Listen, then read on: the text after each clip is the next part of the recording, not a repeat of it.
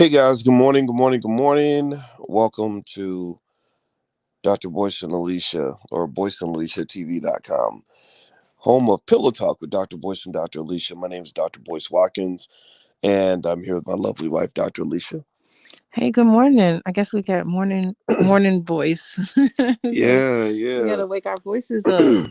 Well, that's what makes Pillow Talk authentic because we really are laying against our pillows. Yeah, yeah. Yeah, so let us know if you can hear us because we had some audio challenges last time. I don't want that to interrupt the conversation. So if you could give us a quick yes if you can hear us, okay? Everybody say yes if you can hear me. That way I know that we can keep on going. And in case you want to know what Pillow Talk with Dr. Boyce and Dr. Alicia is, basically it is a show where two black college professors who love each other and who are proud to be black get online and try to participate in thoughtful conversations that you might imagine that two married college professors would be talking about while they're laying in bed next to each other. Yeah, isn't that something? Yeah. Yeah. We were having so many interesting conversations about so many things, and I didn't realize I never even met a college professor until I was 19 years old. Dr. Tommy Whitler at DePaul University, my Oh, buddy to this day. Yeah, and so it's kind of like what we take for granted, what our kids take for granted, like getting to hear from professors every day. A lot of us don't get that experience, right? So I said, let's just do a podcast about it. Are you enjoying it so far? I always enjoy. It's just I just like being with you. I just like hanging out with you. No, It's love like would never do without you. what? Yes, of course. Yeah. Yeah. We were watching that Janet Jackson documentary, and I know Alicia was doing the happy dance when the Oh Janet my thing God. came on. It took me through my whole childhood. So, like, I went from probably the fifth grade all the way up to my first job when out of college. It was it Wow, was so great. And even then, it took me all through my life. And wow. it was just like taking a walk down memory lane. And I would stop the documentary and be like, okay, so when this song came out, here's what I was doing. This came out in the summer of 1993, Yeah, and I was such and such. she was really doing that. Like she was like, "Okay, boys, I'm in high school right now. Right Yes, now, I'm in the 10th grade." And yes. then she'd be like, "Okay, now I'm graduating from college. When this song's on, I'm graduating from college." Yeah, Oh God. it And was interesting. I wanted to be like Janet Jackson so bad. It was Janet Jackson and Bonnie DeBarge. Those two, I wanted to get my feather. The You feather you had right. to get your feather right. One day you gotta send me a picture of you with your feathers so I can My show it to feather was everybody. not right. There's a picture of me in the sixth grade on the internet, Oh no, and how did that it happen? ain't Who cute. did that? I I'll didn't show do it it. to you. I'll show it to you. Well, I went to school at St. Mary of the Lake, Yeah, right. That right. I mean, you grew up and like a few blocks from the Jacksons. We failed to mention that. Like you are straight out of Gary. straight out of Gary. Yeah, so of course, being from Gary, we watched her closely as Mm, little girls. I didn't hang out with no boys back then, when I was little, right. but Stay away from them boys. we They didn't only hang want out. one thing. But really, the boys were all about Michael Jackson. We were all about Janet. Mm, It was like we would have like school dances in the Catholic school, and the little mm. boys would dance to Michael Jackson. We would dance to Janet, and Are you it was kind serious? of cool. Yeah, yeah, it was really Yeah, kind of because I cool. can't imagine growing up in Gary, like how it must have felt growing up in Gary, Mm-hmm. Indiana. Like right down the street from Jackson's, that tiny little house they have. That house was so small. When you took me to the Unbelievable. house, how many of y'all? First of all, let's actually before I ask you about that, Okay, all right. I would ask how many of y'all watch any piece of the Janet Jackson documentary? Give me a yes or no in the chat if you saw any of it. It's been kind of a big TV event, and as you can imagine, my wife and I've been watching. And so let's go back to the Jacksons and this tiny ass house they had. So you took me to their house, and I mean Yes, that house is like it's not big enough for three puppies. it is. Yeah, it is super tiny. And 11, was it 11 children? Yeah, they had 11 kids in that 11 tiny little children lived in house. this house. Oh my God. And it was a two-bedroom house. Two bedrooms. Wow. That's unbelievable. So many people were packed in that house. You know what I love about it too, Yeah. and then you could let's go back to the 80s a minute because Okay. I really want to get a sense for you, like what it was like Mm-hmm. living in Gary in the 80s Mm-hmm. when the Jacksons are like at their peak. Yeah. Like it don't get no peakier than the Jacksons in the 80s and 90s. Michael held the 80s down, Janet held down the 90s, in Yeah, my pretty opinion. much. Yeah, for Yeah, sure. like they own this family owned 2 decades. Mm-hmm. Mm-hmm. All right, but let's get back to this. So they lived in this tiny little house, and let's just take a moment to give a shout out to strong black fathers and strong black mothers who can maintain a strong black family when you ain't got two nickels to rub together. But see, that's what Gary was about, though. Tell me about I Gary. mean, Gary was great because you can work at the steel mill Mm, and make enough money, you're not going to be rich, but you would make enough money. I mean, especially in my years, you can mm. make enough money to send your children to college Did and to Joe? have a 2-car garage house. Now, and I don't know, I think like people who worked in the steel mills lived a little better Mm, than when Joe was working in the steel mill back in the day. But I mean, he had so many people to take care of. It may have been better if it wasn't so many children. But yeah, I mean, that was a good job. You graduate from high school, you get a job at the steel mill, and you're living pretty good. Living pretty good. I just love that idea though, that even though I mean he had the job at the steel mill, but clearly they weren't rolling in dough. Like to live in a Mm-mm. house that small. Like y'all got to see this house. Like this house, I couldn't believe it. I said, there's no way that a family that big lived in a house that tiny. And and it was I love it though because they stuck together. And they stuck together not just through poverty, but this black family stuck together through the pressure cooker of fame and crazy white people. Crazy white people. Yeah, Yeah, when David Bowie went to that party, it offered them drugs, and they're going to Europe, and people are like, ah, my God, it's Michael, ah. Like they it is still crazy. like that was one thing that stuck to me. Like I see things like that, like spiritual things below the surface. That's what I connect Mm-hmm. to. And what I connected to really appreciate about Janet Jackson's, and we're still gonna get back to the 80s because I want to ask you about that. Janet Jackson's energy through the whole documentary was that she wasn't really bitter about what she went through. No. She maintained like extensive loyalty to family. And It her was brother in particular, yeah. yeah, and her brother, and it wasn't no bombshell like, oh my dad was this or my mama was that. It was none of that. It was like we're family, we love each other, and that's what it is. And that sturdiness played a huge part in their success. Mm-hmm. It really did. I mean, they had to bond it together because they were on tour together, the brothers, the Jackson Five in the Yeah, early years. I mean, how could you not yeah, bond? but you see Mm-hmm. lots of groups and lots of families that where that That fall that apart. fame will mess them up. It goes to people's heads. Whatever Everybody, happened to Menudo? Remember Menudo? See, Menudo was like my hit. Menudo. You don't know Did about you? Menudo? We're gonna pretend like you didn't What say about that. the Jets? Like there was a group called Menudo and the Jets, and that was like a family group. Let me tell you, they're underrated. The family groups of Menudo. Yeah, so yeah, and the Jets. It was just like singing families. But we'll have to do our Menudo You don't podcast know? Y'all at don't some know about point in the The future. Jets though? You don't know about the Jets? No, I do not know about the Oh, Jets. I'm gonna introduce you to them because they are. That's I what's know up. about the New York Jets and I know about the Jetsons. And I've flown on private jets. That's all I know. You didn't listen to that. You didn't listen to it in Louisville. It made its way down there, didn't it? I'm sure it did, but I missed that Where era. were you? I was asleep that whole decade. Menudo Oh was big. man. Okay. Okay, I put them in the category of NSYNC, like in those other groups I ignored. Well, NSYNC, that was like beyond my time. I was too old for NSYNC, but I wasn't too old for Bye bye Menudo bye. and the Jets. Speaking of NSYNC, how about this? And we still got to go back to the 80s. We still got to go back to the 80s.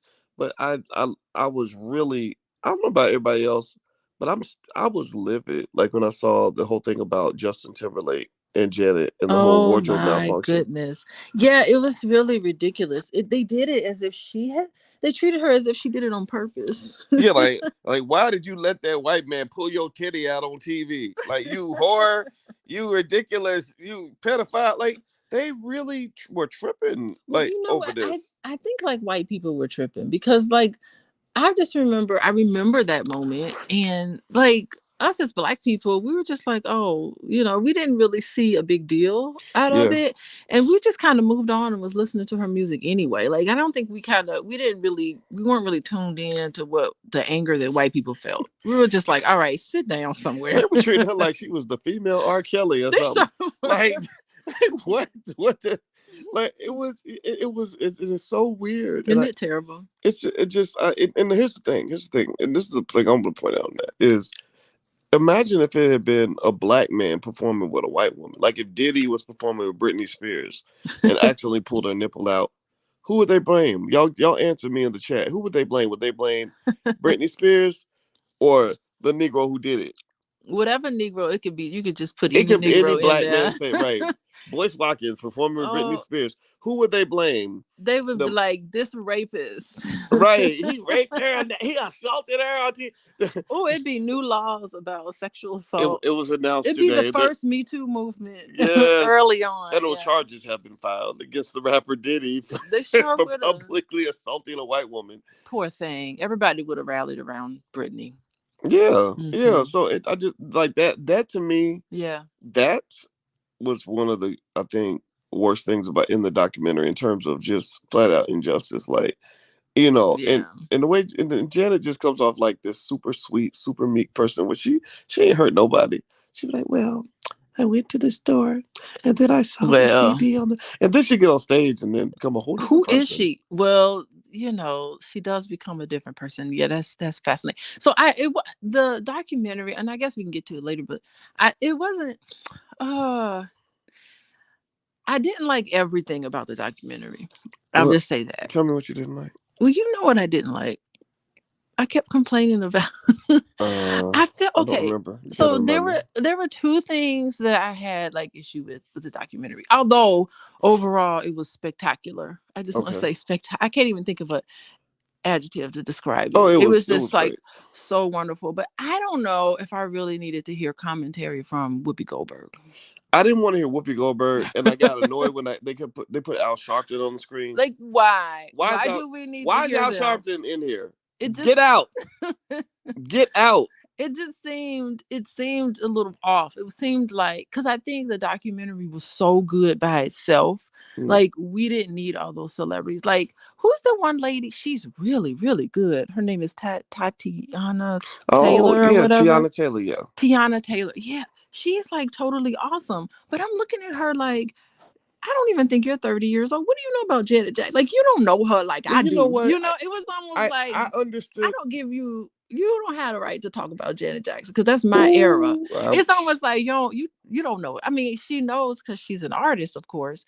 But I'm thinking you're not my age. So well, let how me can you say it? well let me add. And I hear that point, right? I agree. They would like. Were they even alive? We didn't, Were they yeah, like even you're just, alive in the year 1995? Like I'm trying to count. I got to do the math.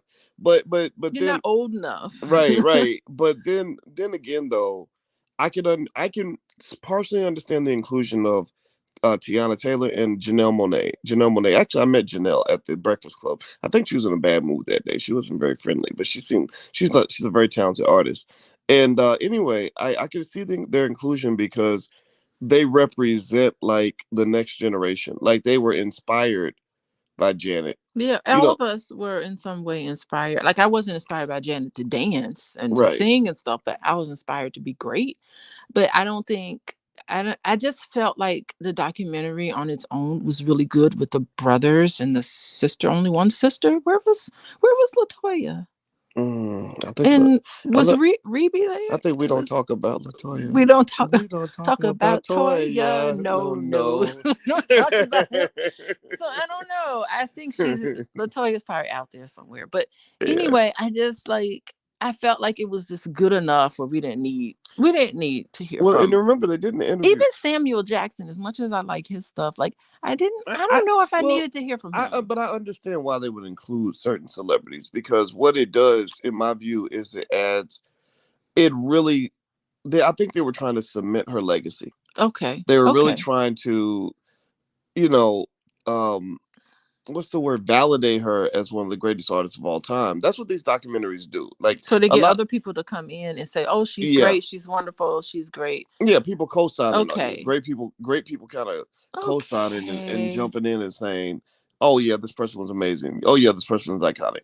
Okay. Right? I could see that. I guess maybe me and maybe other people who were watching the documentary needed to see that. I just felt like I didn't need to see that. Yeah, and I wonder if Toya, Miss B makes a good point. She says Toya would have spilled too much, and I wonder if Ooh. Toya's perspective on the Jackson family would have been consistent with Janet's. Ah.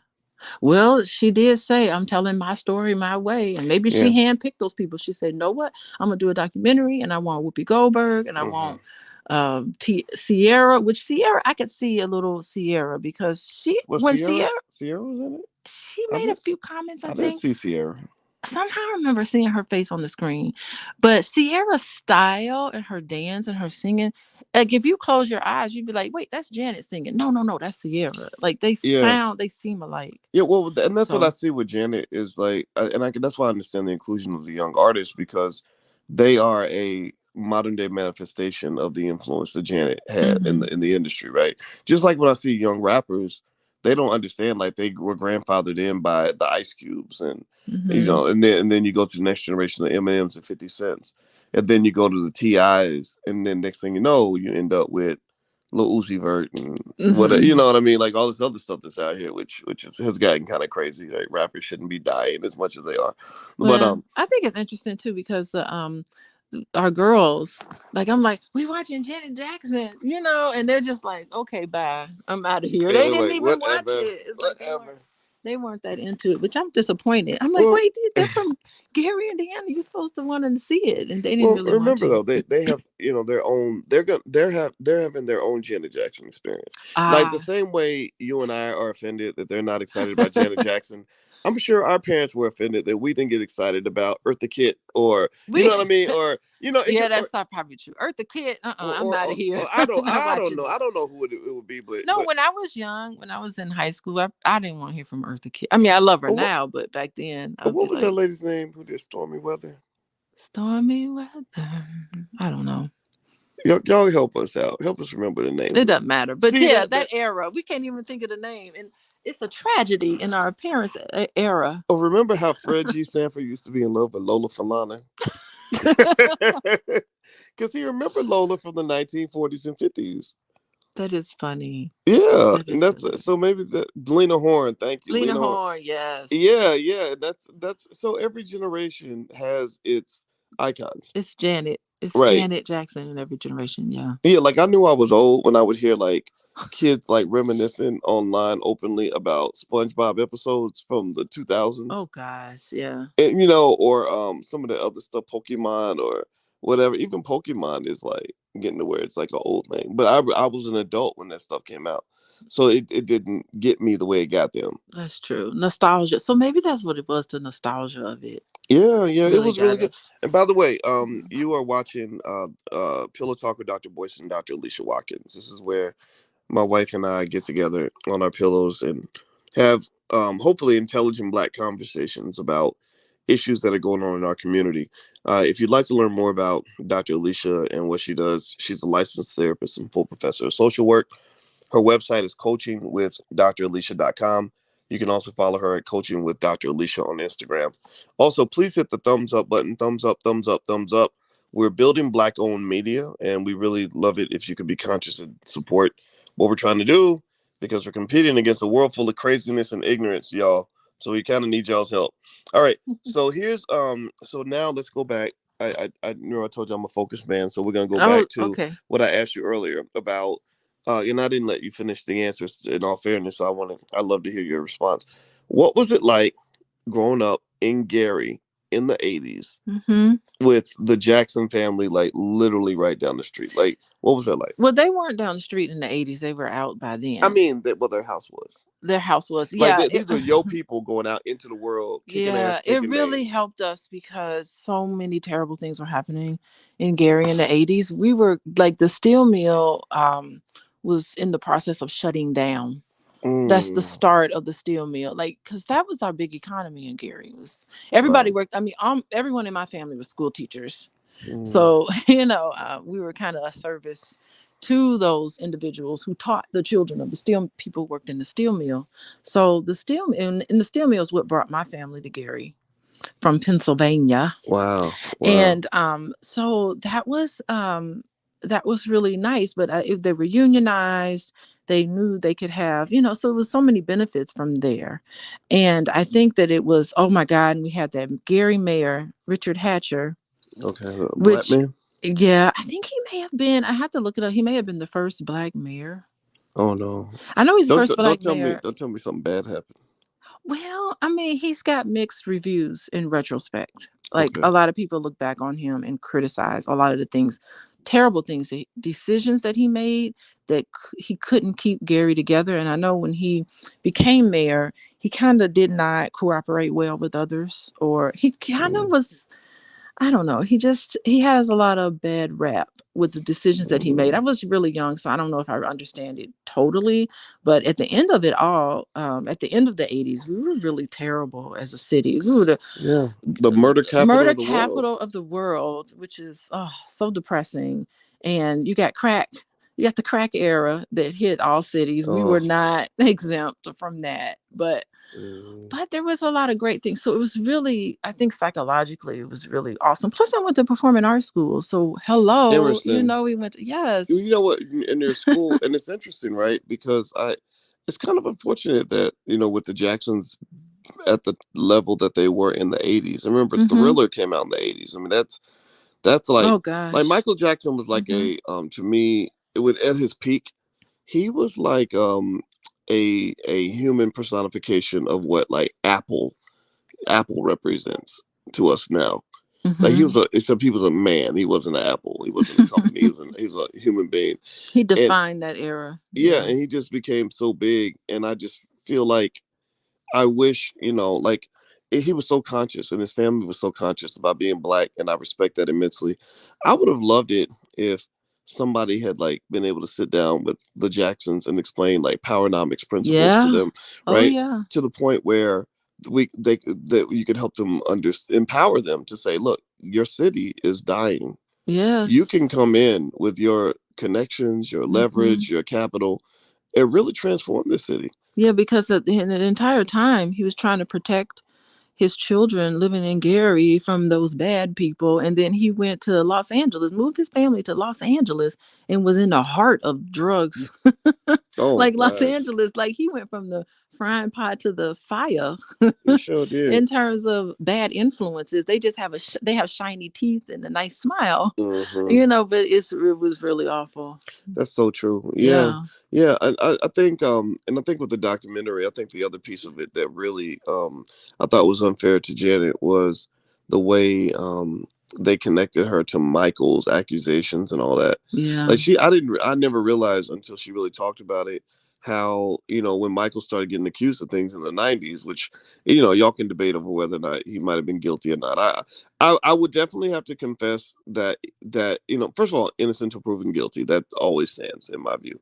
But I would have to confess that that a grown I don't think a grown man should be sleeping in the bed with children that are not his. Yeah, he made some bad decisions, but you know what? He didn't have a normal child. I'm making excuses, but Mm, it may sound like that, but he didn't have a normal childhood. So I don't think he even knows what normal means. Like, that's not normal. I don't think he had the right people around him. yeah, they You should have. know. Somebody should have just kind of said, you know what, we can take this like weird children stuff. Like you can hang out with kids as much as you want, but there Hmm. have to be boundaries because you're not a Yeah. kid.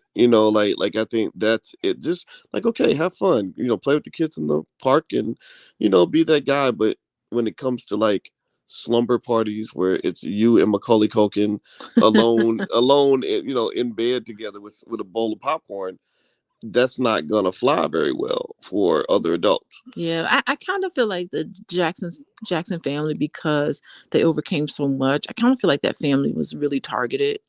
I'm gonna say it. I'm gonna say it. I'm gonna talk like people from Gary talk.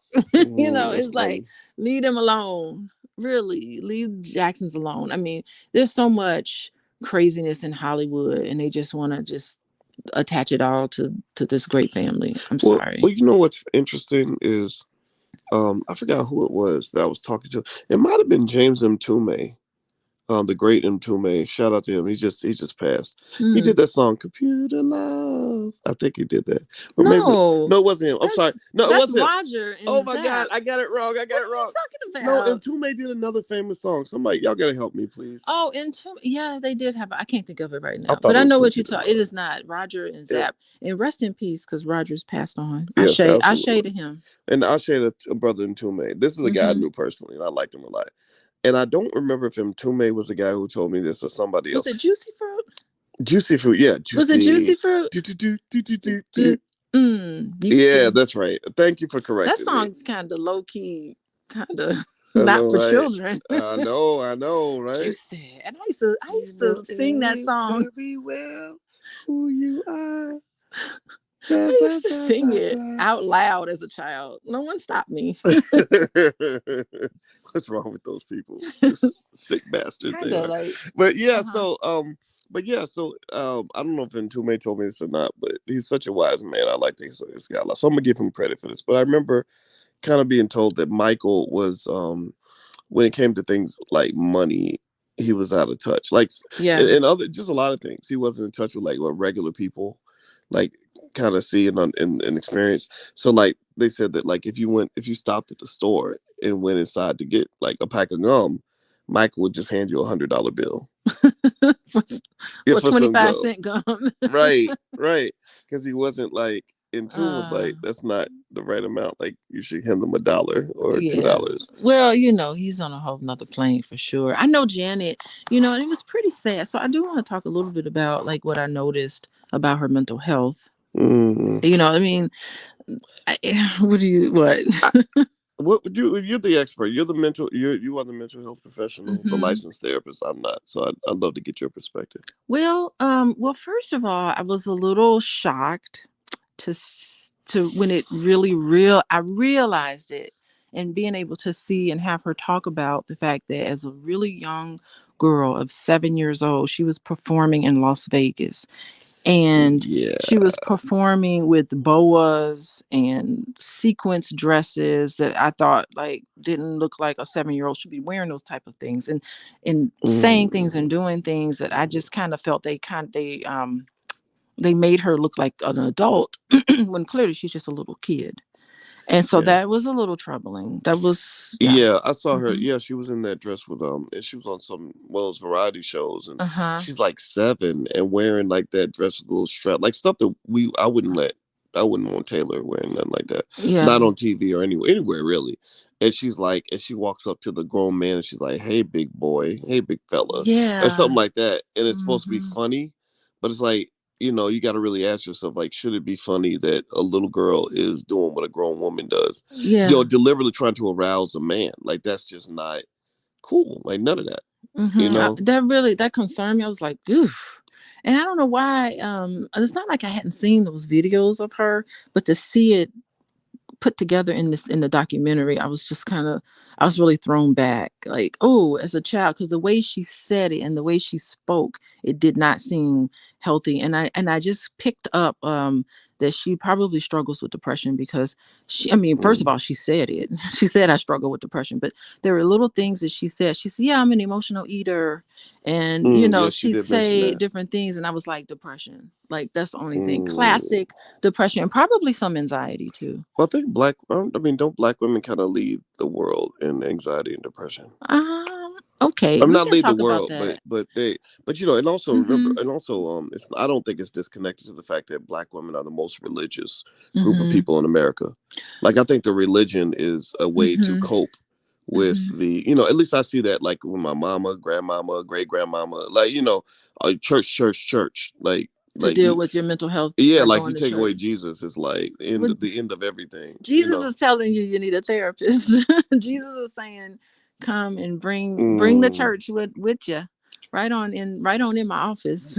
Well, That's that's true. Well, and yeah. I don't think there's anything wrong with church as one of the coping mechanisms, right? Like I think that one of the Yeah. strengths. Here's the thing, one of the strengths in my view. Mhm. Here's one of the strengths of the Jackson family. that reminds me of other strong families that have accomplished a lot, like the family of Victory Boyd, and Mm-hmm. others, Serena and Venus, is that there tends to be a strong religious foundation there, right?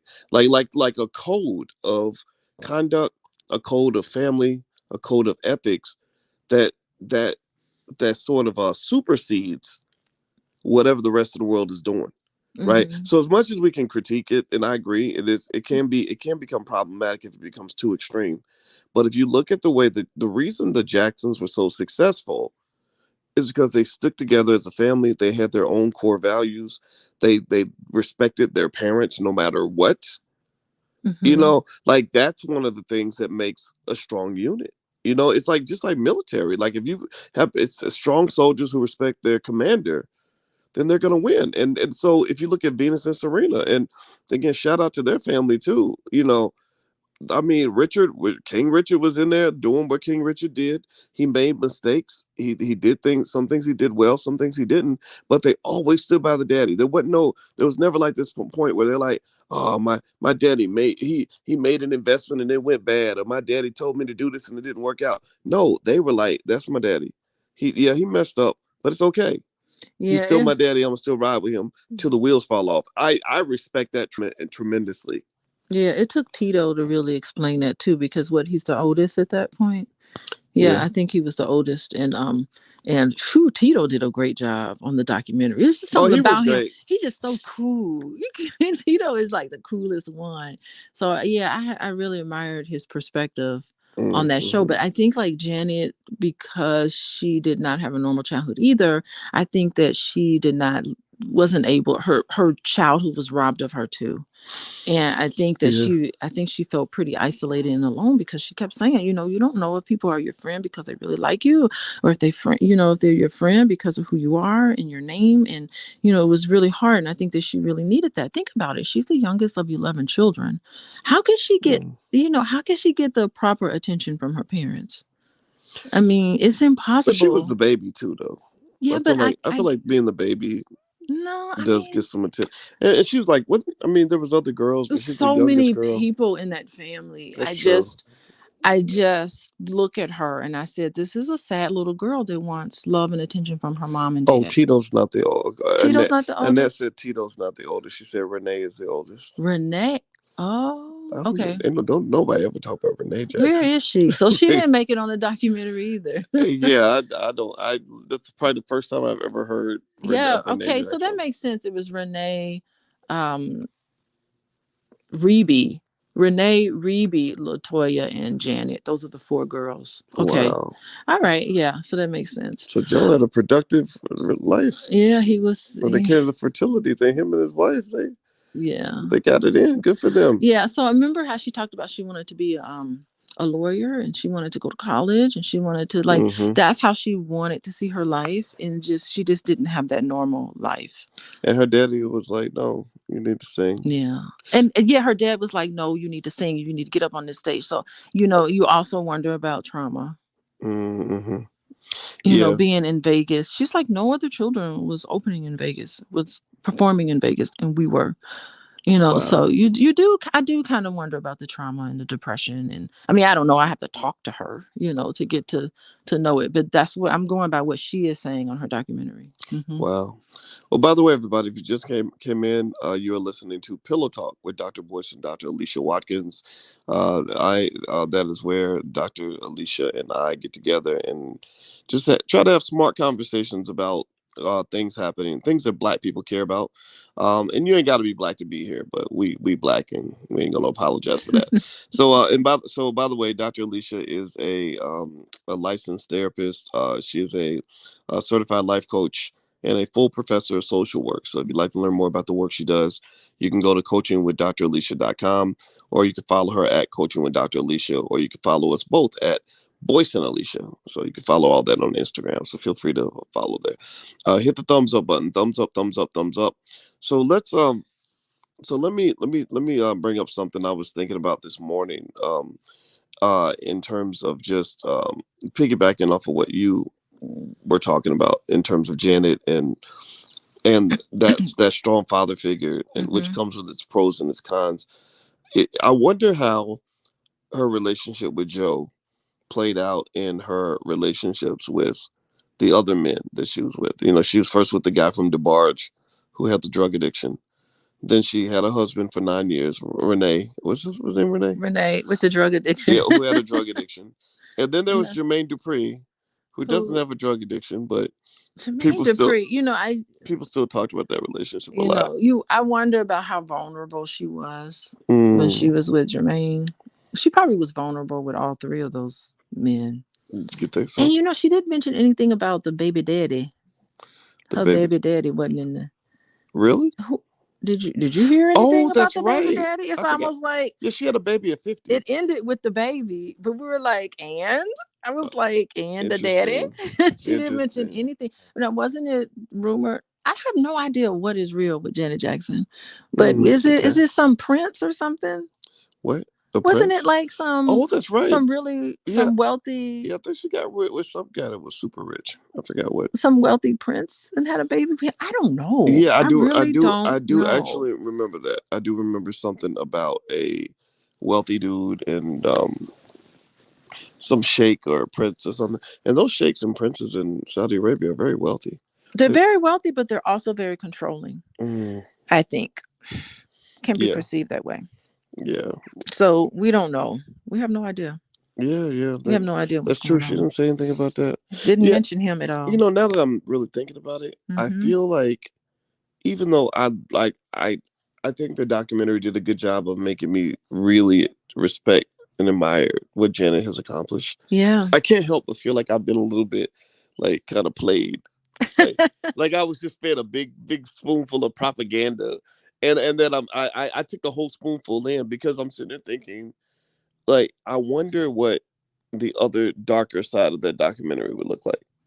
You know, Yeah. because she was very selective about who was in it, what they talked about, Good. what was not discussed, and I think that's fine though, right? Mm-hmm. That's why Yeah. Black people have to own our own media. Like if we own our own Mm-hmm. media and tell our own stories, then we get to look like the heroes, Mm-hmm. And I appreciated what she did with that power, right? Ooh. She didn't crap on her father because for a long time, all people talked about with Joe Jackson was that he was basically like Ike Turner. Mm-hmm. But I was the interview. They she played the interviews where he talked about discipline, Mm, and it really wasn't anything out of the ordinary from the words coming out of Joe's mouth. mm-hmm, Joe Jackson, Mr. Joe Jackson's mouth. And I really love the fact at the end of that documentary, she all the proceeds went to the YMCA in Gary, Indiana. yes, That is fact. That YMCA yes, saved so many people. did it? Where were we gonna be? I didn't go to the Y, but I know a lot of people who did, Wow. who went there. I mean, they it was really a beautiful, remarkable place for children to go. So it's really nice that she gave the proceeds back there. That was really Oh, surprising. by the way, Mm-hmm. El said Reeve is the oldest. Yeah, we got Reby, is that yeah, Reby? Steven set us straight. Steven said Okay. y'all mixing up We the mixing up Renees. people. Yeah, y'all assume that she had a sister named Renee when it was her husband who was Her named. husband named Renee. So we So should like look it Reby, up and do the official. Reby looks good. What is she? She's got to be 70. Was she the one that was in the documentary? She was the one in the documentary. She did a good job of, I think, you could tell like she decided I'm gonna really support my sister on this, and I'm really Yeah. gonna put it into context. And she did great. She's the one I remember the most besides Oh, Tito. but she had that song. Oh, I just remember. What's that song? Arivia had a song? Centipede. She had that song Centipede. No. I remember doing the Centipede. So it was a good song. Yeah, back in the 80s. I guess they tried to launch her career. I don't know what happened, but she Oh, did. She had that hit song though, Centipede. That was really did something. she? I was waiting for more music from her because I love that song. Well, maybe Reby was like in that experimental generation. Testing it out. I feel like think about it, right? Like you have these masterminds. Pay attention now. I'm Hmm. noticing. I figured out. I have a theory. I have a theory. Okay, y'all ready? Y'all ready for my theory? All right. So you have these mastermind Black men who lead their children to extraordinary greatness, Hmm. right? It comes with a lot of discipline, which might cause some trauma or require some therapy later. But it comes with rewards. It comes with riches, lots of riches, right? Who am I talking about? I'm talking about Earl Woods, the father of Tiger Woods. Richard Williams, father of Venus and Serena, and Joe Jackson, the father of the Jacksons. Great black men who really had a vision for their children. What one pattern you notice amongst all those men? Twofold. One, they were all accused of being abusive because they were very, very disciplined with their kids. Right. That's the first pattern.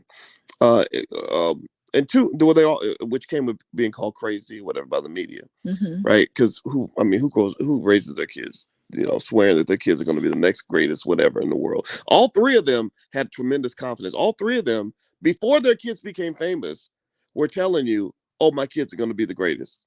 Every Isn't one that of them, something? every one of them, and they all got ridiculed because people are like, "Come on," like, or like Venus's daddy, like, yeah, everybody thinks their child's gonna be a tennis star.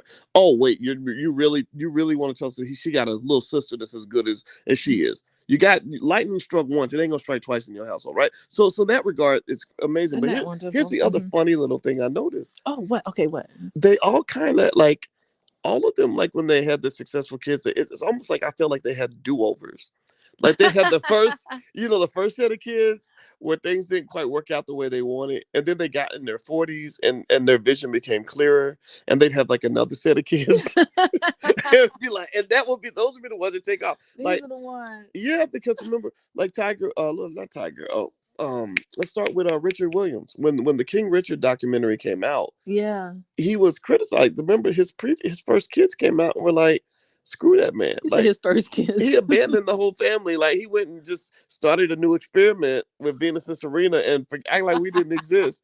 And then Tiger Woods' daddy Earl. Did he have other brothers and sisters? Yes, I did not know that was that. his second family. You're kidding me. No, that was his second family. And then with Joe didn't start a second family, but what Joe did was like, if you look, you had Rebe. Rebe was supposed to be his first kid.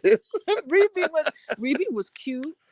Back in the Yes. day, she was, but Yes. she didn't. It was maybe wrong time. Maybe they did the vision wasn't good. And Maybe they I get waited too it. late. Oh my God, I totally get it. You know why I get it? You know why I Yeah. get it? Because right now I'm raising Tater. Yeah. And I'm talking to Taylor about all the things required to be successful. And you can't tell me Tater ain't gonna be the greatest, most successful human being ever. And but here's the thing, right? Like Monique, my goddaughter, who is like my daughter to me, right? She's just like Taylor. And she says, and she made a joke. She said, "Yeah, so Taylor's your do-over." You get to, I'm like, yeah, she reminds me so much of you and everything else, and it's like that. But that's what you do, I guess, and so in a way, maybe I'm identifying with these dads because I identify with them. Yeah. Like you just really, when your kids are like talented or passionate or you want the best for them, you just really are like, okay, I figured this thing out called life. I figured the game out. Here's all you got to do is ABC 1, 2, 3, and to me, I believe that's what fathers are supposed to do. Yeah, yeah, it is. You're supposed to look at your children and watch them and find out what they're just naturally good at. I mean, he didn't tell them to pick up an instrument, start playing and singing and all that. He just Mm, heard the mama say they I don't know what they're doing. They're just in there singing and dancing, and he paid attention to them and said, "Oh, I could see something. Oh, okay. I can see there's something great." So isn't that a great parenting? That is good yeah, parenting. I think so. I think so. I Seeing what think your children are good at and just yes, supporting that and cultivating it. yeah, absolutely. And I Mhm. think that what you learn from if it was possible that there was like a little too much discipline, or a little too much trauma in the family or whatever, or the price paid for success was too high, I think we can learn from that, right? Because remember, Joe Jackson, as much as people can criticize him for being a strict disciplinarian, look at what Gary was becoming and what he was trying. He had a whole flock, a whole gang of kids, Mhm. mostly boys, that he's trying to protect from the damn streets. Yeah. It was So it was happenings and you in had, those yeah, streets. yeah, he had to go into the Yeah. slave codes to keep that shit in order, like, and he said, while he might be accused of being a strict disciplinarian, he saved his wife a lot of tragedy. She didn't have to deal with Mhm. like any significant tragedy, family wise, children wise, until Michael died in his 50s, right? I Mhm. mean, But I'm oh, he sure was there almost. was some I'm sure trying there was stuff times. along the way. Yeah, Absolutely, but absolutely. but still, yeah, and I didn't realize that they actually went to school in Los Angeles and faced all that racism. Oh, really? Like, Oh, that's remember right. that whole story? Encino, yeah, I Yeah, I remember that. didn't. Now that was surprising. I just didn't know. I didn't realize. that all that happened. But yeah, he thought he was doing what was best for his family. Yeah, yeah. Yeah. Like parents that want Yeah. to protect their kids, they like, okay, Mhm. I might beat you and choke you, but I'm not gonna kill you. The police will beat you, choke you, kill you, and throw you in jail for the rest of your life. I'm not saying that's right, but Mhm. I'm saying that's what I remember my grandfather saying that to my mother, like you better whoop them before the police do. Oh Now, Lord. no, don't get me wrong. I know that There's so that's many wrong I know things. that can be seen in a horribly negative light, Yeah. but at the same time, when I imagine what my life would have been like if I had been killed by the cops, or if I was out here hooked on drugs, or in prison with an 80-year sentence, I would trade the every ass. I would take every ass whooping I got times 10 over any of those fates. Because I got Mhm. friends that are in those situations. I got friends that are doing life in prison. I know Yeah. people who died young. So it doesn't mean, it doesn't justify it. It just means like sometimes with black people, you just stuck with these impossible choices. Or look at Richard Williams trying to protect. He raising these girls in South Central Yeah. in the 80s. Yeah, that's a tough one. Everybody was dying. Fighting off gang members on the tennis court in the middle of the Yes, night. Like, yes, what is getting beat that? up on the tennis court. Like it's crazy. Like sometimes we have to live in an alternate universe, like as black Mhm. people, because what they do to us in terms of that oppression and where they make us live and all those other, it's terrible. How you cope with that without going crazy? Yeah. Yeah, that makes sense to me. I get it. Yeah, so shout out to the strong parents that Mhm. held it together. I mean, and then they didn't get weird till they got to California. California is where they got weird. They got Seriously. introduced to all sorts of things. Yeah, Mhm. California, those crazy people out there. But even look at the DeBarge family. By the way, Uh, I love their they I think they VH1. got a behind the music. No, it's their version of it Oh, of okay. What's it called? oh geez, now I'm blanking on the word. So the VH was it VH1? No, TV1. Okay. Not VH1. TV1, they do a sort of like a mini documentary of Well, let's just call it. Let's families. just call it behind the music. Okay, all right. They do a mini documentary. Everything's behind the I want music. to call That's yeah, all it it's is. their version. TV Oh, it's One called Unsung. Donald says unsung. it's called Unsung. Yes, Thank you, Donald and the Alan.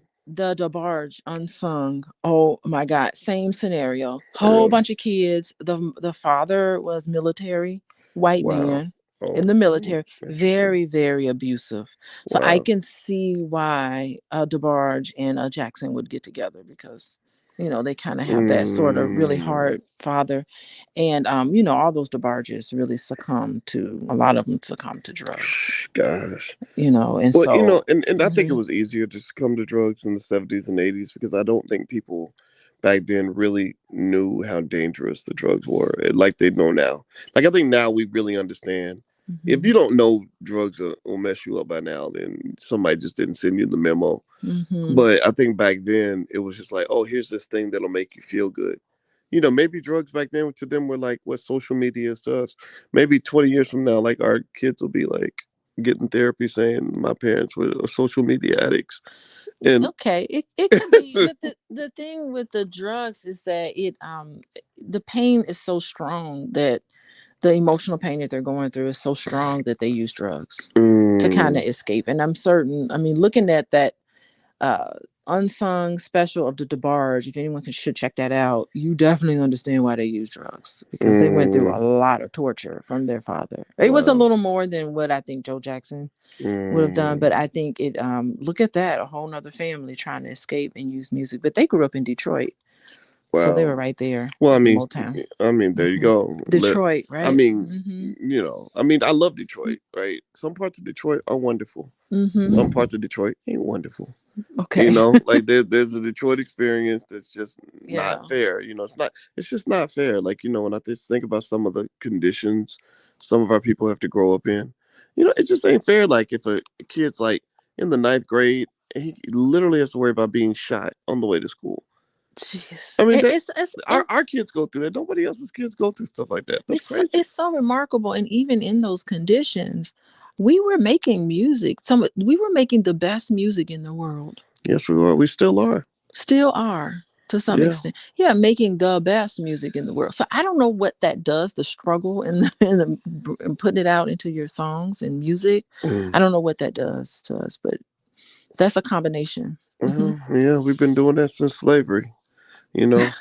And Oh, that's right. I mean, it's just now It is. we just now started getting paid for it. But I mean, Well, we've been making the best music. Black people originated everything creative ever. what's that meme that the kids were playing yesterday? Meme. The one where the rapper was on. Maybe I shouldn't talk about it. Where the rapper Oh, was on I there. got a plan. I just need a platform. Yeah, I got plenty. I just need platform. Oh I sign God, any deal. I can't even I can get imitate. out the deal. I get out the deal. Who was that? Do you remember his Young, name? it was Young Thug. Young Thug said. I He know his said. music He very said, well. "I am talented."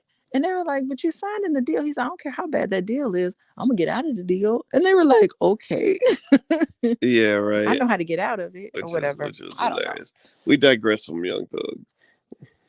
Yeah, but I mean, the point of it is that he thinks that he has the talent, and he said, "I just Oh, need the platform. I got the talent. I'll make it well, work." well, you You know know? what's interesting about the music industry though is that we have an oversupply of talent. Yeah. You know, like for every Jackson family that becomes successful, there's like probably 10,000 other families that made the same sacrifice and nobody ever heard of them, Ah. right? And I Mm-hmm. think that's what we got to kind of remember is that this is kind of a lottery ticket. And then what they do Yeah. is if they market the winner of the lottery ticket, you know, broadly enough, everybody thinks, "Oh, I got a chance. I got a chance." Like when Chris Rock made the joke about Janet dating Jermaine Dupri, he said, "When we saw Jermaine Dupri and Janet Jackson together, I thought I had a chance." Even I had a He chance. said, "We all had a chance." You know, Yeah. and that's the thing, right? And the thing Mm-hmm. is, this type of success is very rare. And what I think is, when I think about entertainment and sports, it's like a Mm-hmm. gift and a curse, right? You know, because we bring all this talent to the table. The music industry has probably literally made a couple $1 trillion off of the black community, at least, right? Sports, you know, I was looking at the NFL and how much Mm-hmm. money they're making. They're making money hand over fist, and the best athletes on that field are black. You know, they get paid something, right? But we just pay. We carry the load Mm-hmm. for everybody else to get rich. You know, and I kind of feel that that requires us to kind of shift a little bit Mm-hmm. where, you know, maybe with those, you know, like Janet said, I wanted to go to law school. Maybe we do need more black business oriented, you know, legal minded, or Mm-hmm. just intelligent people that can say, I ain't gonna sing or dance. I just want to own the record label. I want to own, Mm-hmm. you know, I want to own the business behind the sport or behind the entertainment, so that I can make sure my community benefits from this.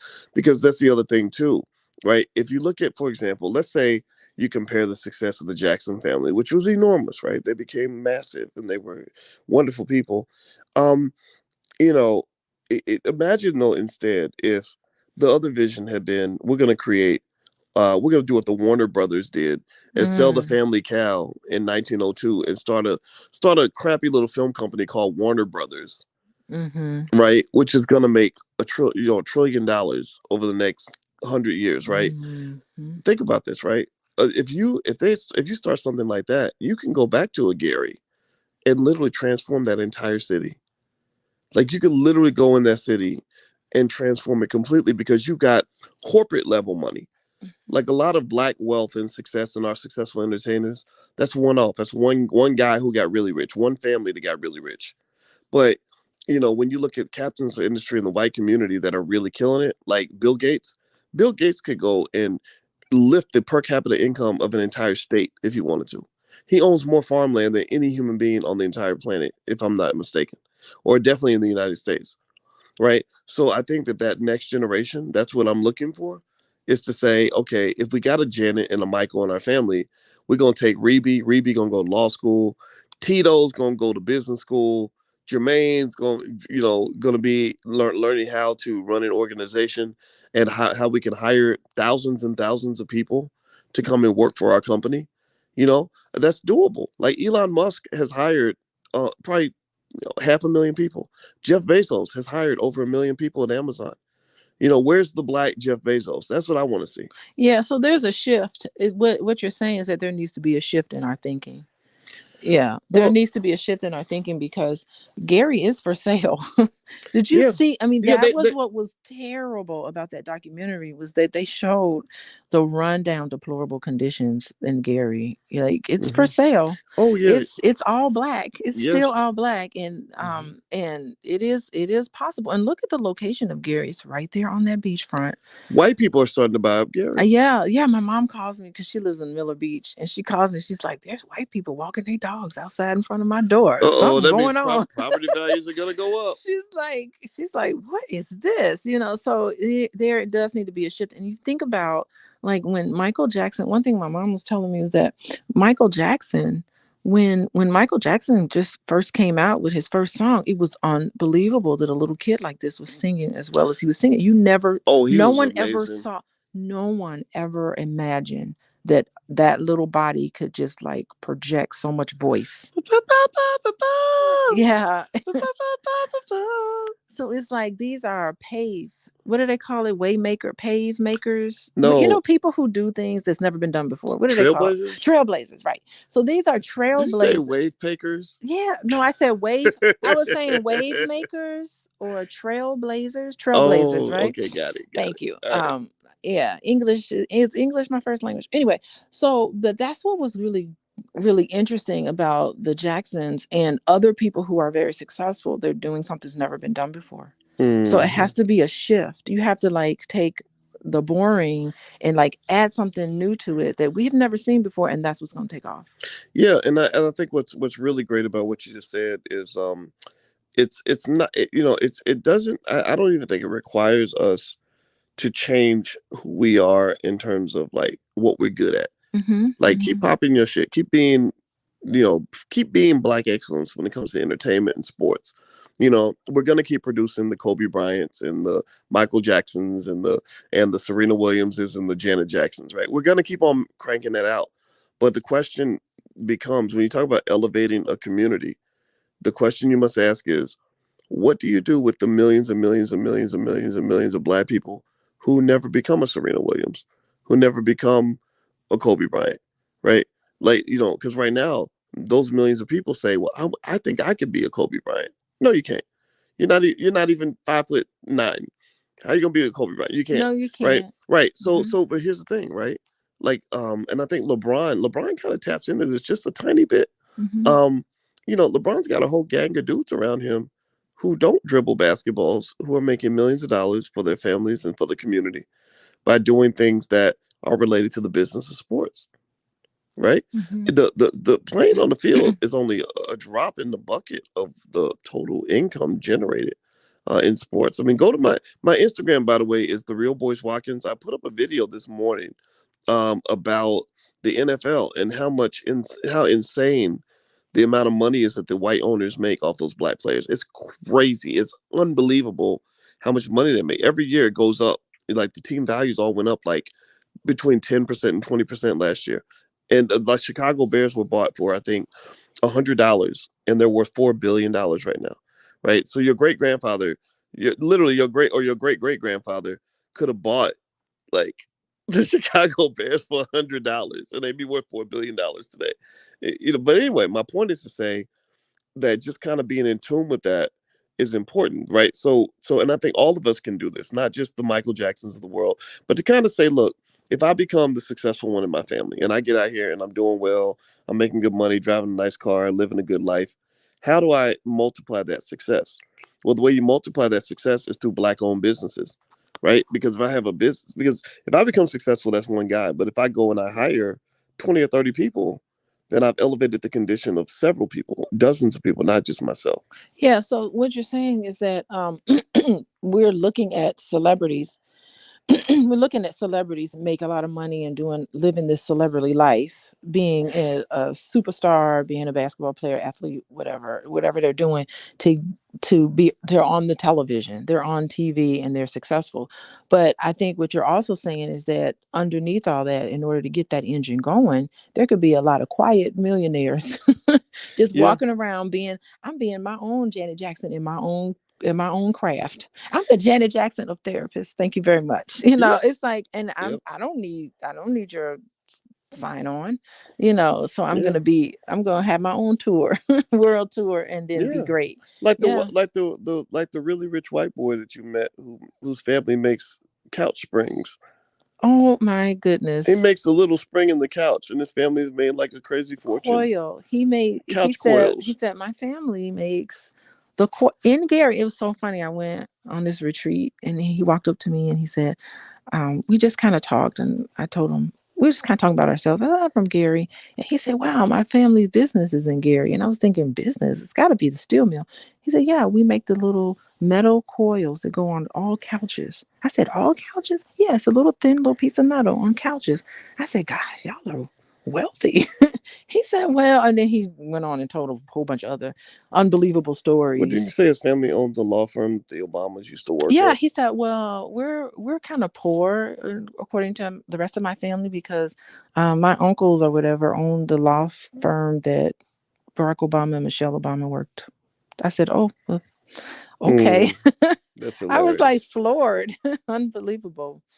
Yeah, Yeah, yeah. Well, so it's kind of like I think that's the next evolution in all this, yeah, right? Like if you have millions of our young people that are really trained in hmm, owning businesses, then if they know people that are in entertainment or whatever, you can structure a business around that so yeah, that other people can succeed and not just you. Because with what the Jacksons were able to accomplish, I would have loved it. Like, let's say, imagine if I grew up and I was Michael Jackson's best friend, and I became, and I'm studying powernomics and I'm hanging out with Dr. Claude Anderson, and yeah. he's sitting there saying, I have an extra $100 million that I'm about to go blow at the Gucci store. Or you remember Michael, how Michael used to spend money? It was crazy.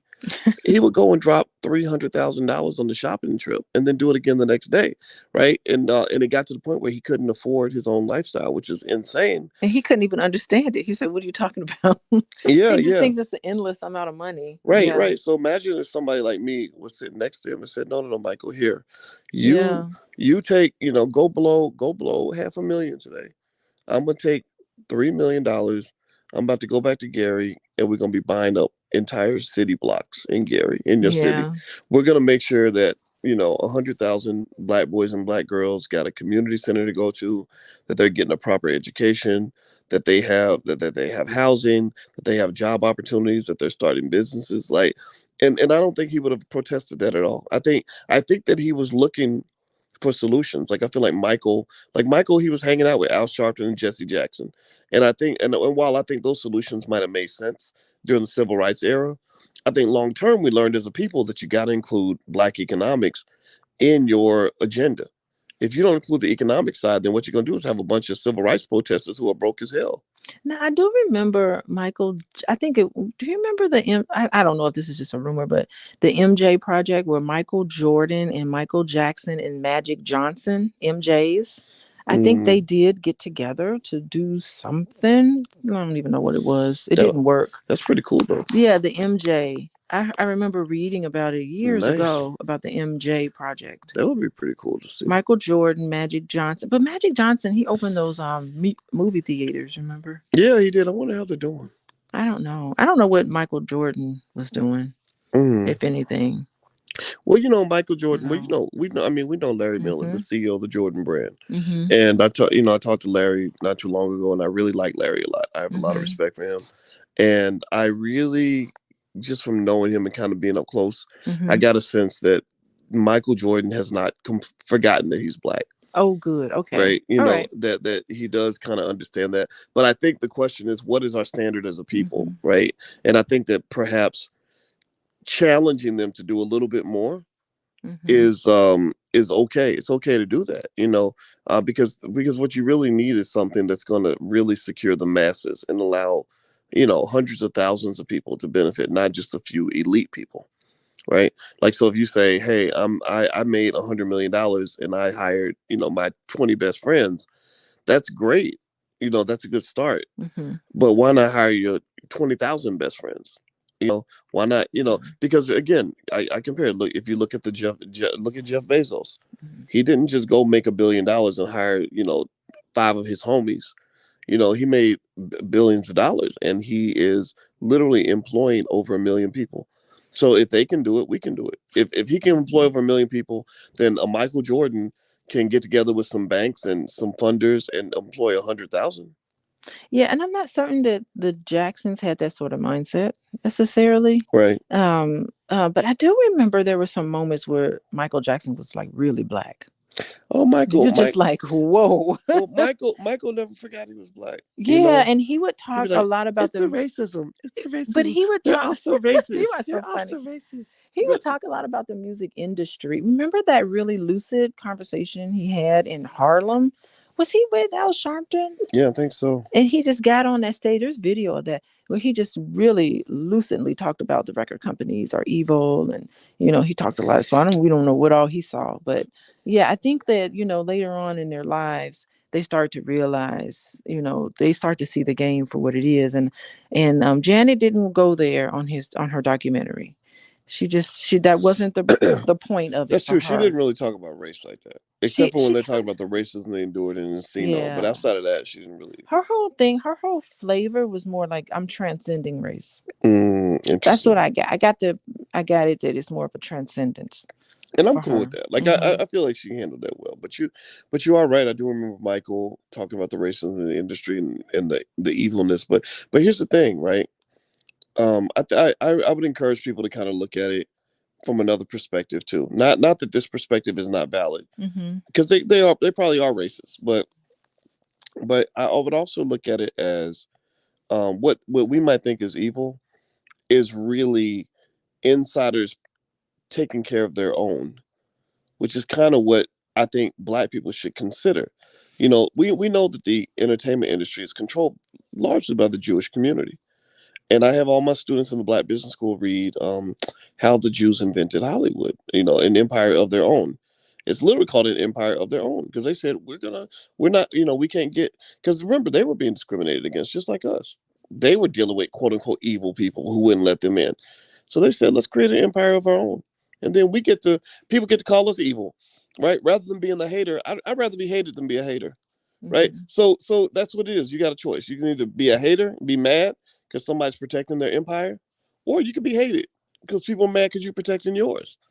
You know, and so I think that with that industry, even though It's kind of sinister a little it bit. is sinister, it is sinister. But I bet you, if you grew up as a Jewish kid in the synagogue, wired in to those Jewish power brokers, Hmm. it doesn't feel evil to you. It feels like home.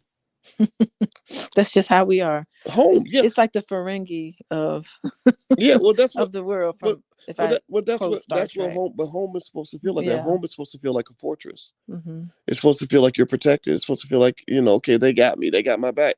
So honestly, if you spend most of your time having the backs of your own people, you ain't got the time to have backs, the back of people you don't know. So Black people, they were like, I think in the entertainment industry, they're like, okay, we need Black people because they have all the talent. So how do And we the fresh ideas. Yeah. right? How do we get their talent without giving them any of our power? Wow, they definitely nailed that one. Yeah. And you know what? I'm not even Hmm. mad at it because I'd be thinking the same damn thing. So don't hate the player, don't hate the Don't hate the game. player. If I Hate the was game. sitting, seriously, if I'm sitting around with a bunch of Black folks and we got all the power Hmm. and we say, damn, but we need to sell Chinese food because everybody wants Chinese food. We don't know how to make Chinese food. Let's go hire the Chinese guy and let get him to cook in Put the him in kitchen. front. Yeah. Right. And we'll put, I mean, seriously, I'm not saying, I'm not, and it sounds mean to say it that way, but that's how powerful, entities think. Like Yeah, and Black people have to protect what is ours. but the thing is that as Black people, we're so powerful and we don't even know it. It's Yeah. every day to us, and they're like, "No, that's really great. You don't even know your greatness." Yeah, yeah. I mean, Yeah. we have, we're sitting on the gold mine, right? It doesn't make sense to be as rich as we are in terms of talent, skill, resources, but Yeah. to be as poor as we are economically. That don't make no sense. Like Africa, the richest continent on earth, but yet more poverty than you can Mm, ever imagine. Crazy. crazy. But anyway, let me stop. I digress. I don't think we digress. I think we're kind of on topic I here. know. And by the way, you listen to Pillow Talk with Dr. Boyce and Dr. Alicia Watkins. And this is my wife, Dr. Alicia Watkins. She's a licensed therapist and a certified life coach and a full professor of social work. If you want to follow her on Instagram, you can go to coaching with Dr Alicia or coachingwithdralicia.com. She sees clients and stuff like that on a regular basis. Also, if anybody has an interest in ever supporting the platform, you can join our League of Intelligent Black People by going to intelligentblackpeople.com. In exchange for supporting the platform, I deliver, you guys know my PhDs in finance, so I know stocks and all that stuff really well. So what I do for the patrons is I give them stock selections every week, stocks that I pick from my own portfolio, for my own family. And also I will invite you into private Black wealth conversations. So if you are inspired to support, because we're building Black owned media, feel free to go to intelligentblackpeople.com. We don't do charity; it's a trade. So we want to help you. If and we'd love it if you'd help us. But if you don't, that's okay too. Totally up to you. All right, guys. So let's Are we wrapping up? let's wrap it up. Let's wrap it up. Let's see. It is time to. Oh, I do have a parting thought. What is your parting thought about Janet Jackson? Okay, The Janet so Jackson the documentary, Janet Jackson which we documentary. highly recommend, by the way. This is something outside of the documentary because I just follow Janet's life. Okay. I remember years ago watching an interview of Janet Jackson on BET, and I think it was that guy. What's his name? He had those real light eyes. Was it Donnie Simpson? Okay, yeah. So I remember him interviewing her, and she talked about having different personalities that Oh, I did thought she? was really curious. I remember, So what was it? Was one like Demita Joe? Was that her Demita name? Joe, which is interesting because her dad's name is Joe, Oh, right? So I'm like, wow, you what getting is that deep with it. about? Yeah. That was deep, Shouty. That was deep. Go ahead. Yeah. And then she had another personality called Strawberry something. I can't Okay. remember the name of it. And then she talked about, now I don't know if she means like personalities like different sides of her or personalities like a different Personalities personality. or personas. She said personalities, which Interesting. really, in my field, and I was kind of early on in my field, but I knew enough to know that that was a little interesting. Like Okay. she straight up, I mean, I'm using her words. It's not like I'm making up something. She said I have different personalities. Interesting. And all I Interesting. can think about is trauma. Oh wow. Okay. Like even back then, my young ears back then picked up that something was not quite, that she needed some healing. Interesting. Mm-hmm. Well, I almost feel like being Black means we most of us can benefit from some healing. Mm-hmm. Even if we survive the storm, there's just so much to process. So I encourage everybody to find your pathway to healing. I mean, the answers are out there. Happiness is out there for you. You just got to find it, and it's probably inside of you. It's not, it's not, it's not in some pretty lady. It's not Mm-hmm. inside some fancy job. It's not in a bag of potato chips. It's inside yourself. So there we go. Look Well, at you. I'll say that there you go. So that's my parting thought. I'd Okay. say, Okay. because I feel like I enjoyed the documentary. I mean, I feel like Janet did a great service to her family. And I was reading up on the Jackson family estate. It's real interesting. The judge came out and ruled that the Michael Jackson's estate is worth $111 million, which didn't make any sense to Really? me. It didn't make any It should sense to be me, more than that. right? Because he made the estate made 800 million in 2018. So I was like, how does an estate that made 800 million in 2018 end Oh, up with a value of only 111 million? But I figured, I believe because what was going on was they were battling with the IRS for a decade. Because oh, the jeez. IRS, because what happened was the attorneys for Jackson like reported that his estate was worth $7 million or something, right? The IRS was like, no, that's BS. It's worth 1.2 billion. And so they taxed him at 1.2 billion. So they've been fighting in court over the tax bill, and the estate won the case. So the IRS owed the Jackson family like hundreds of millions of dollars You're in taxes. kidding me. The IRS owes the Jackson family money. Yes, yes. Well, here's a good. Wow. But what's funny though is I'm like, Michael Jackson's estate ain't worth no damn $111 million. It's way more than that. Yeah, that's a $500 million estate at least. But that's like a little business lesson, right? A lot of business owners. This is why America screwed up financially. Let me just explain it to you. People that run these businesses and corporations are able to write off everything and to deflate their value and deflate their income to the point where the IRS says, "Oh, well, I don't need to tax you. You didn't make any money." But these people be flying in private jets, riding in limos, Yeah, you but know. they're doing business with that. Right, right. It's crazy, but that's why That's something. if you ever wonder why our government is $29 trillion in debt, it will never get out of debt ever They're not in our taxing the rich lifetime. enough. It's because they're not taxing the rich. The Yeah. people that get taxed are the people that go to work every day. You know, the Oh, people, yeah, they because they go. How many of y'all either have a job who's or had a FICA? job Why is FICA and taking my money? can remember FICA coming in and literally robbing you at gunpoint in every paycheck? Like FICA seriously. killing me, man. Right, right. That's a problem. That is a big problem. That's going to be one of the things that destroys America because you're basically allowing elite people to live well on the backs of working class people. It's wrong because everybody's got a job that gets that check has felt that frustration of looking Hmm. at your check and being like, where did my money go? That's why I became a business owner. I said, okay, well, I mean, if the system's rigged, let me rig it in my favor. It's crazy though. It doesn't make any sense. Anyway, That's I'm shaking my that's fist in the air interesting. again. Oh no, you're not. Well, I wouldn't call this shaking your fist in the air though. I think this is just. It's This is okay when you become like kind of old and cranky. power to the people. I'm like, okay, stop being cranky, boys. Yeah. Settle it down. Yes, mom. All right. But then you're not. Then with this, I don't think you're shaking a fist. You're just teaching us. Okay, well, I appreciate that. Thank Yeah. you. Thank you for allowing me to share. All right, guys, we're gonna get out of here. I think it's morning time, so I'm gonna go back to sleep. But anyway, guys, it was great talking to you. Hit the thumbs up button right now. Please hit the thumbs up, thumbs up, thumbs up. Share, subscribe. If you could, share this commentary with other people. We personally believe that we need to celebrate intelligence. That it's okay to be smart and give me a yes in the chat if you believe it's okay for black people to be smart. I hate the fact that ignorance gets promoted so much. And I want to encourage you to be intelligent, learn what's going on in the world, be thoughtful, and be proud of that. So hit the thumbs up button before you go. Also, Alicia's website is coachingwithdralicia.com. You can follow her at Coaching with Dr. Alicia. Of course, my website is boycewatkins.com, and my Instagram is the real Boyce Watkins. And also, if you want to subscribe to the YouTube channel, you can go to boyceandaliciatv.com. So feel free to do that. All right, guys, we're out of here. Have a wonderful day. God bless you. We love you. Goodbye, everyone.